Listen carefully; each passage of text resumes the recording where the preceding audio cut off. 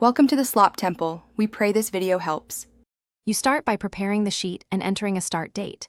Type the first date in a single cell and drag the fill handle to auto-populate sequential dates. Once done, make sure date cells use a consistent format so formulas work reliably. You should set headers like date, event, duration in the top row and freeze that row for navigation. This gets your data structure ready and avoids format mismatches later when you add calendar layout or formulas. You now create a display grid. Reserve 7 columns for weekday names and enough rows to cover weeks.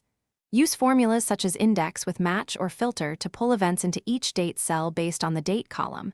This links your list to the calendar view. Once connected, add conditional formatting rules to highlight weekends or specific keywords like holiday so they stand out. Make sure ranges are absolute where needed, and test a few sample events to confirm mapping. You finish by automating entry and protecting the calendar. Add data validation drop-downs for common event types, or install a small app script to append rows and refresh the calendar grid automatically. Triggers can run on edit. Once done, lock header and formula ranges and set sharing permissions to avoid accidental changes. If something goes wrong, check that date formats match, ranges used in formulas cover new rows, and script triggers are authorized.